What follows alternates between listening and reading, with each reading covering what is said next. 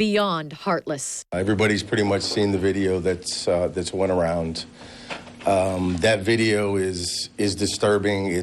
I don't even know if I can think of words that describe it. 5 Florida teens now world famous. Not for anything they'll feel pride about, though. 31-year-old Jamel Dunn, his head barely visible, got into deeper and deeper water July 9th.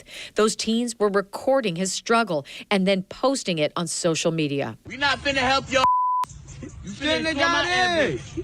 Bro, drowning, what the heck? Laughed at him, told him that they weren't going to help him, they weren't going to rescue him, and taunted and laughed at him the entire time. Y'all don't understand.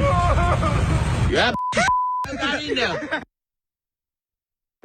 It's just chilling. That Florida man drowning in a retention pond there while those 5 teens stood by recording and even mocking him, laughing. No one called for help, and the man died. Now, Cocoa police want all 5 teens charged with a little-known misdemeanor. Legally, the teens were not required to do anything while 31-year-old Jamel Dunn struggled to survive.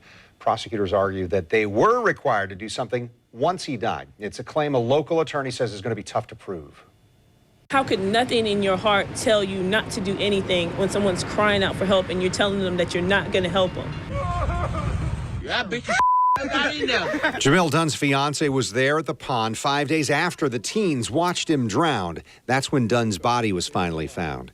That the boys did not report the death to the coroner's office, that is the stretch of a criminal charge they'll face in court for their inaction.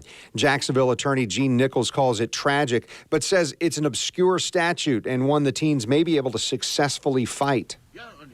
No matter how heartbreaking this is, no matter how hard it is to watch that video, this is going to be a hard statute to prove for the state of Florida, which is why we don't see people get prosecuted for this statute very often. It's scary that people would let another human being perish and almost seem to take joy in it. Randy Reep served as a prosecutor, and he says he hates what the teens may have done, but like Nichols, he believes a conviction on today's charge is far-fetched. But if I'm the prosecutor, I understand why they do it. They're getting such pressure that there is something wrong with this. Yeah, there's something wrong with people today. It's sad.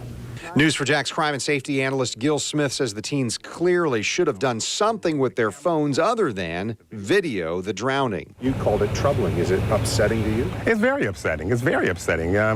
Just to stand there, not just the act of doing nothing, but to be thoroughly entertained by it, to think it's funny, it's humorous, it's something you're going to enjoy later because you have it on video.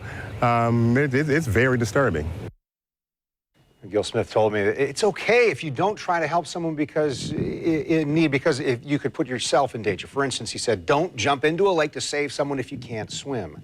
But Gil was pointing out that using the phone you're recording with to instead call for help, that's one of many ways to keep someone from losing their life.